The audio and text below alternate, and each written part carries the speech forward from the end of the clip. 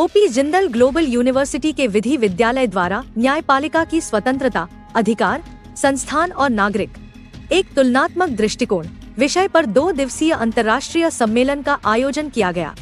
इस सम्मेलन ने न्याय, लोकतंत्र और संवैधानिक मूल्यों पर हो रहे वैश्विक संवाद को एक नई दिशा प्रदान की।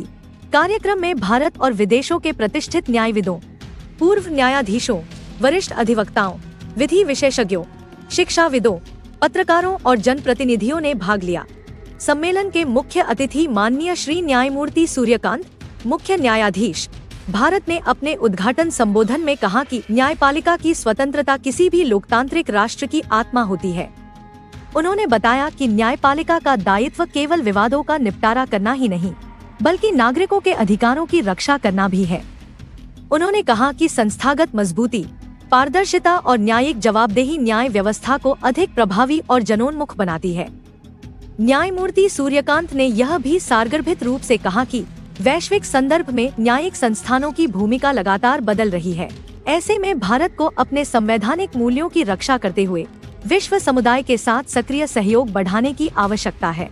कार्यक्रम के विशिष्ट अतिथि अर्जुन राम मेघवाल, कानून एवं न्याय राज्य मंत्री, स्वतंत्र प्रभार, भारत सरकार ने अपने संबोधन में कहा कि भारत सरकार न्यायपालिका की स्वतंत्रता और संवैधानिक संस्थाओं की मजबूती के लिए निरंतर प्रयासरत है।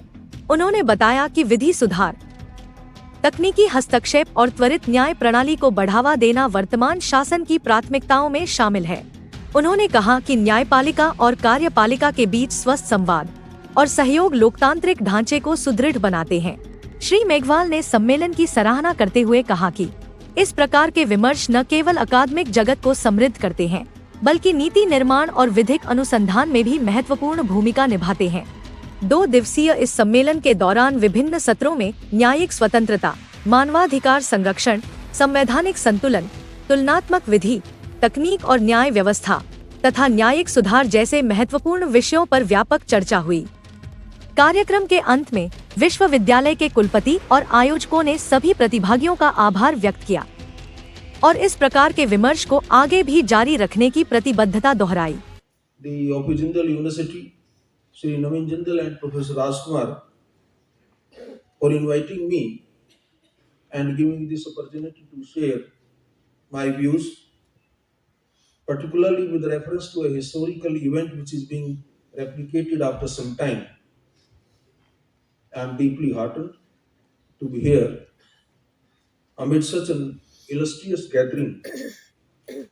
This assembly brings together some of India's finest legal minds to deliberate on subjects that are not merely relevant but vital to the endurance of our constitutional democracy.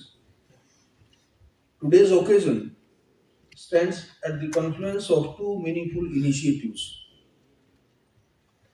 Of course, that has already been explained in detail, but as you have seen, the inauguration of the world's largest moot court housed in this OP Jindal University. Project 3rd phase का भी programme लाया, digital line भी लाया, ये AI का enable tools भी आ रहे हैं, ब्रेकिंग लैंग्वेज बैरियर जो आप प्रधानमंत्री जी का लेटर पढ़ रहे थे उसमें भाषणी टूल का जिक्र आया था। ये सब चीजें टेली लॉ का विषय है, कॉमन लॉ तक हम जस्टिस पहुंचे, नालसा का प्रोग्राम आया, ये सब सिस्टम इवॉल्व हुआ तो आगे हम बढ़ते गए। अब इसमें एक चीज और जोड़ रहा हूं मैं, we carry the civilisation's commitment to justice deeply embedded within its constitutional framework. The founding fathers of our constitutions envisaged justice as the very core of our national ethos. The preamble of the Indian constitutions solemnly resolved to secure for the citizen justice, social, ये 3 तरह की justice है, इसी पे ही अपने को जोर देना है, सोशल, इकोनॉमिक एंड पॉलिटिकल। ये तीनों जस्टिस मिल रही कि नहीं मिल रही, ये इस समय चिंतन मनन मंथन करने का विषय है। This trinity of justice reflects our holistic vision that the spirit of justice must find expression in every sphere of governance, ensuring equality, fairness and dignity for all. ये उसका भाव है। As Dr. B.R. Ambedkar, the chief architect of the Indian Constitution, mentioned, I quote, justice has always evoked ideas of equality, of proportion of compensation. Equity signifies equality. Rules and regulations, right and righteousness are concerned with equality in value. In short, justice is simply another name for liberty, equality, and fraternity. Unquote. The Constitution of India is a living document of a democratic ideals for the world's largest democracy. Dr. Ambedkar expresses his feeling about the noble document in following words, quote, I quote, the Constitution is not a mere large document. It is a vehicle of life, and its spirit is always the spirit of age. Unquote. उसकी एक committee थी, उसका भी जिक्र आना चाहिए।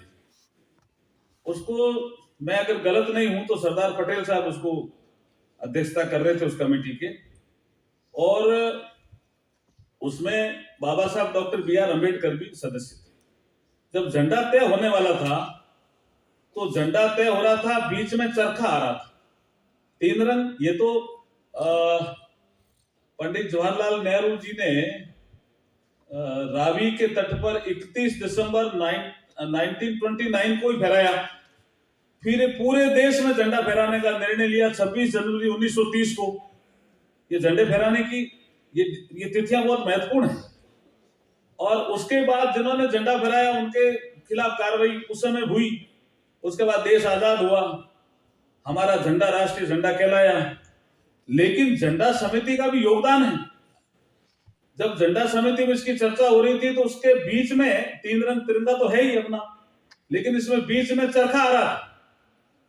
तो बाबा साहब खड़े हुए और उनका मेरा एक सजेशन है, आप मानो नहीं मानो, क्योंकि अधिकतर सदस्य उस समय कांग्रेस के बहुमत था, गांधी जी का उस समय इतना प्रभाव था सिस्टम पे। लेकिन बाबा साहब खड़े होकर के कहते हैं कि अगर चरखा आपने रखा तो ये झंडा तो कांग्रेस का झंडा होगा, देश का झंडा कैसे होगा?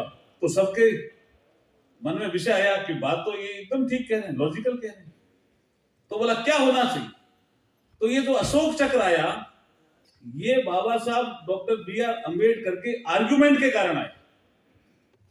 उन्होंने कहा चरखा क्यों लेना चाहते हो? तो उन्होंने कहा चरखा हम इसलिए लेना चाहते हैं कि हम 24 घंटे काम करना चाहते हैं।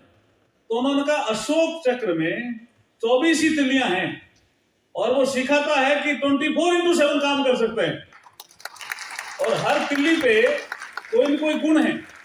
जैसे एक तिल्ली दया की है, एक करुणा की है, एक समता की है, एक स्वतंत्रता की है, एक न्याय की है। तो जब 24 तिल्लियों के गुणों का हम अध्ययन करेंगे और हमारे नागरिक जब सीखेंगे कि इस अशोक चक्र में जो तिल्लियां हैं ये 24 गुणों को दर्शाती है, और हम 24/7 काम कर सकते हैं, देश को विकसित भारत बना सकते हैं। तो ये जो समिति के सदस्य थे वो बाबा साहब बी.आर. अम्बेडकर के विचारों से सहमत हुए। इसलिए झंडे की कहानी में ये कहानी भी आपको जोड़नी पड़ेगी।